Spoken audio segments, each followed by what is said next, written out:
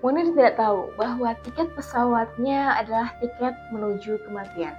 Di dalam darahnya ditemukan dosis arsenik yang cukup untuk membunuh 5 orang dewasa. Pertanyaannya, siapa yang nekat memasukkan racun mematikan itu ke dalam tubuh Munir di sebuah pesawat yang penuh dengan saksi mata? Mari kita bahas tiap detik kronologi pembunuhan Munir Said Tholib. Munir lahir di Malang pada tahun 1965. Dia adalah alumni Universitas Brawijaya. Munir aktif sebagai seorang aktivis vokal yang membela kaum tertindas. Namanya mulai mencuat ketika reformasi tahun 1998, terutama melalui perannya sebagai koordinator Kontras. Dalam kurun waktu hidupnya, Munir kerap menyuarakan isu pelanggaran HAM yang populer di Indonesia, termasuk kasus Marsinah dan tragedi Tanjung Priok. Namun, keberaniannya dalam bersuara mengusik pihak yang terganggu atas suaranya. Munir kerap menerima teror dan ancaman pembunuhan. Hal ini bermuara pada tanggal 6 September tahun 2004. Munir diracun di atas pesawat. Rencana ini diatur dengan dingin, rapi, dan kejam. Eksekusinya di atas langit rumahnya di ketinggian 40.000 kaki menggunakan racun arsenik. Bagaimana sebenarnya kronologi pembunuhan Munir ini dilakukan? Siapa saja yang terlibat? Bagaimana pertolongan dokter di atas pesawat tidak mampu menolong nyawa Munir? Dan mengapa sampai detik ini otak di balik pembunuhan ini tidak ditemukan? Mari kita bahas detik demi detik kronologi pembunuhan Munir Said Tholib.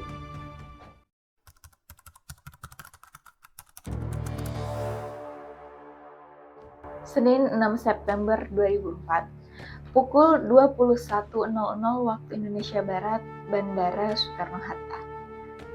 Munir tiba di Bandara Soekarno-Hatta untuk perjalanannya ke Belanda. Disinilah skenario dimulai.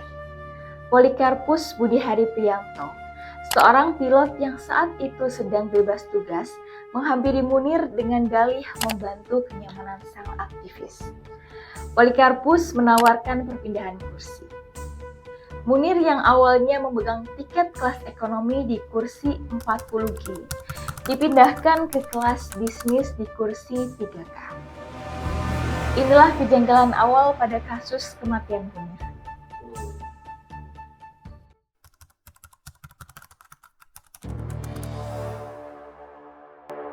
Pukul 21.55 waktu Indonesia Barat, pesawat lepas landas. Pesawat Garuda Indonesia GA974 lepas landas. Munir duduk di kursi 3K, dan disinilah dugaan kuat racun arsenik mulai masuk ke tubuh Munir melalui makanan atau minuman yang disajikan di awal penerbangan.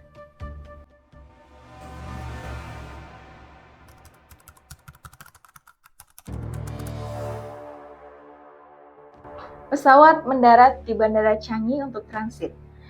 Munir sempat bertemu dengan saksi lain di bandara dan mengeluh sakit perut.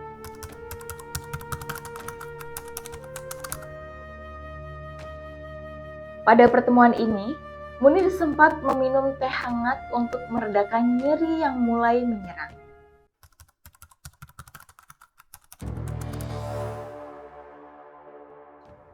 September 2004, pukul 00.40 waktu Singapura, pesawat lepas landas menuju Amsterdam.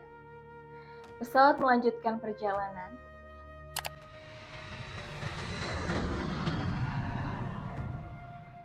Tak lama setelah terbang, kondisi Munir memburuk drastis.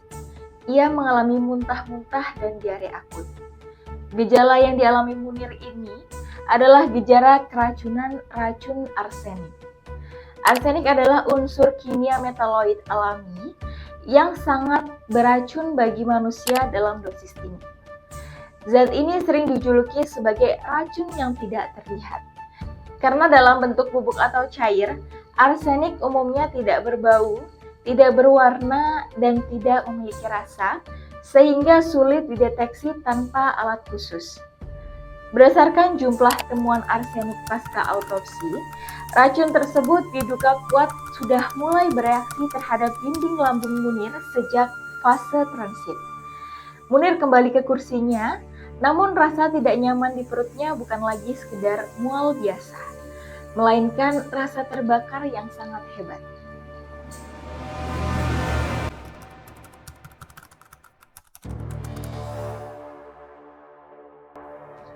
Pukul 1.00 waktu Singapura, Munir dalam kondisi kritis.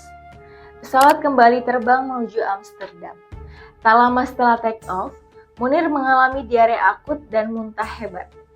Dia bolak-balik ke toilet hingga lebih dari 6 kali dalam waktu yang sangat singkat. Kondisinya menurun drastis, wajahnya pucat, keringat dingin bercucuran, dan ia mulai mengalami dehidrasi berat. Awak kabin mulai menyadari kondisi darurat ini dan mencari bantuan medis di antara penumpang.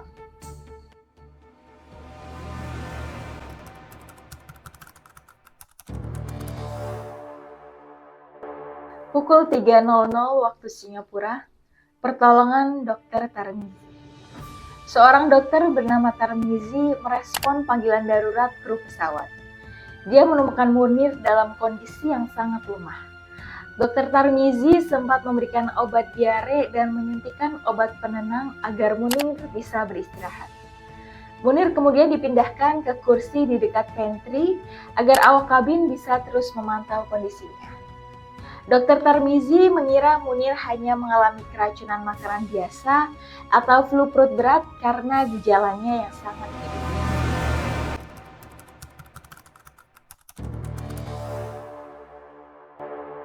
Pukul 4.00 waktu Singapura, keheningan Munir.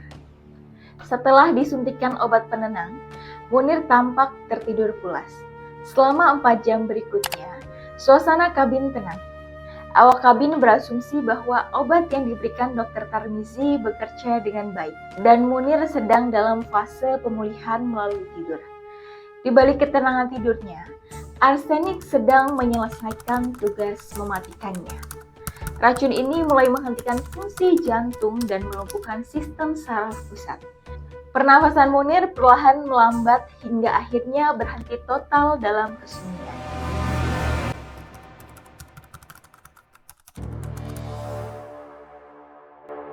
Pukul 8.12 waktu Rumania, nafas terakhir Munir di ketinggian 40.000 kaki.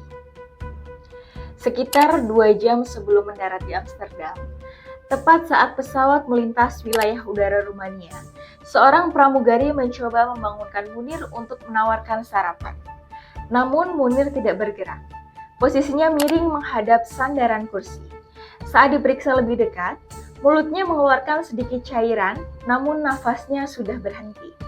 Dr. Tarmizi kembali dipanggil dan memeriksa nadi Munir. Munir Said-Tholib dinyatakan meninggal dunia di atas pesawat Garuda Indonesia pada ketinggian sekitar 40.000 kaki.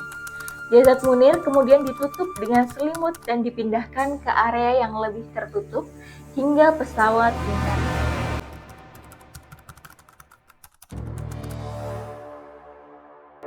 Pukul 10.10 waktu Belanda, pesawat maut mendarat di tujuan. Pesawat mendarat di Bandara Schiphol, Amsterdam. Pihak otoritas dan kepolisian Belanda langsung mengamankan TKP di dalam pesawat. Jenazah Munir dibawa ke Netherlands Forensic Institute. Hasilnya mengejutkan dunia internasional. Ditemukan dosis arsenik fatal sebesar 460 mg. Dosis ini tidak mungkin masuk secara tidak sengaja. Ini adalah dosis yang dirancang untuk membunuh dalam waktu singkat. Dengan ditemukan dosis arsenik yang sangat tinggi ini, pelaku ingin memastikan target tewas dengan singkat.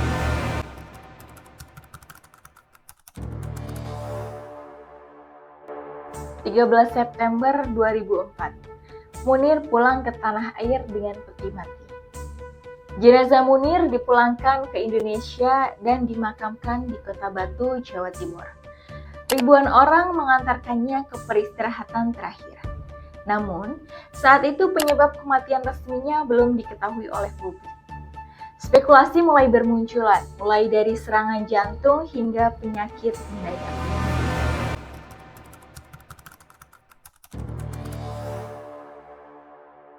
3 Oktober 2004, hasil otopsi forensik Belanda. Lembaga forensik Belanda merilis hasil otopsi yang mengejutkan dunia. Ditemukan kandungan arsenik dalam jumlah fatal di darah, air seni, dan lambung Munir. Dosis yang ditemukan mencapai 460 mg. Sebagai perbandingan, 100 sampai 200 mg sudah cukup untuk membunuh orang dewasa. Keberadaan racun di lambung membuktikan bahwa racun tersebut dimakan atau diminum, bukan dihirup atau disuntikan. Kapan tepatnya Munir memakan atau meminum racun tersebut?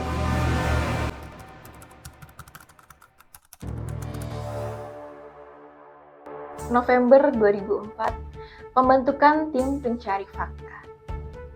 Presiden Susilo Bambang Yudhoyono membentuk tim pencari fakta kasus Munir. Tim pencari fakta menemukan adanya indikasi keterlibatan oknum Badan Intelijen Negara atau BIN dan pihak maskapai Garuda Indonesia. Saat kasus ini, BIN dikepalai oleh AM Hendro Priyono. Namanya santer terseret dalam kasus kematian Munir.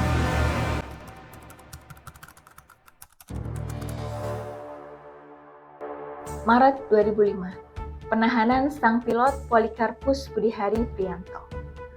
Meskipun berprofesi sebagai pilot, Polikarpus tercatat tidak bertugas sebagai pilot aktif di kokpilot pada penerbangan tersebut, melainkan sebagai ekstra kru. Polikarpus duduk di kelas bisnis bersama Munir dan sempat bertukar kursi sebelum Munir meninggal dunia. Polikarpus Budihari Prianto, pilot Garuda yang memberikan kursinya kepada Munir, ditetapkan sebagai tersangka. Adanya surat tugas palsu yang membuat Polikarpus bisa ikut dalam penerbangan tersebut sebagai Staff Aviation Security, padahal dia sedang libur. Ditemukan catatan komunikasi telepon yang intens antara Polikarpus dan sebuah nomor yang terhubung ke petinggi BIN sebelum dan sesudah pembunuhan.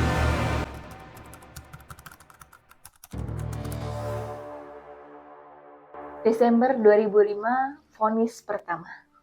Pengadilan Negeri Jakarta Pusat menjatuhkan vonis 14 tahun penjara kepada Polikarpus karena terbukti melakukan pembunuhan berencana terhadap Munir.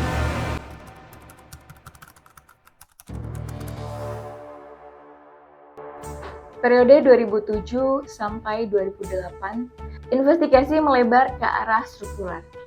Indra Setiawan, mantan Dirut Garuda, divonis 1 tahun penjara karena membantu surat tugas palsu untuk Polikarpus. Muhdi Purwo Prajono, mantan Deputi 5 BIN, didakwa sebagai otak pembunuhan. Jaksa menuduh adanya motif balas dendam karena Munir sering membongkar kasus penculikan aktivis yang melibatkan Muhdi. Namun, pada Desember tahun 2008, Muhdi divonis bebas oleh pengadilan karena dianggap kurang bukti.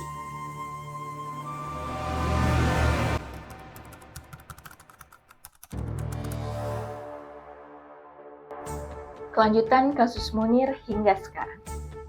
Pembebasan Polikarpus. Setelah melalui berbagai upaya hukum, Polikarpus akhirnya bebas bersyarat pada tahun 2014 dan meninggal dunia pada Oktober tahun 2020 akibat COVID-19.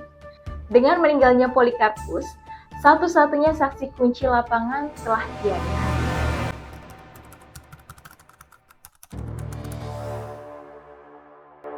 Hilangnya dokumen TPF. Hingga saat ini, dokumen asli laporan Tim Pencari Fakta atau TPS yang diserahkan ke pemerintah pada tahun 2005 dinyatakan hilang oleh Sekretaris Negara. Hal ini menjadi penghambat besar bagi penuntasan kasus di tingkat aktor intelektual.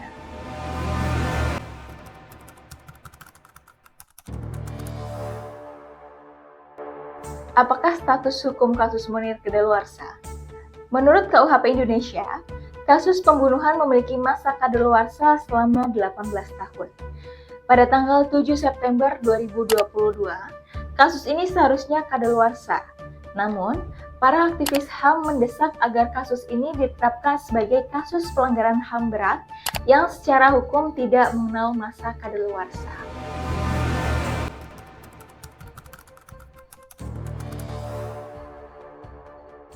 2 dekade telah berlalu. Kursi 3K pesawat GA974 tetap menjadi saksi bisu sebuah eksekusi yang dirancang dengan sangat dingin. Meskipun eksekutor lapangan telah dihukum, pertanyaan besar itu masih menggantung di langit Indonesia. Siapa yang sebenarnya memerintahkan kematian Munir?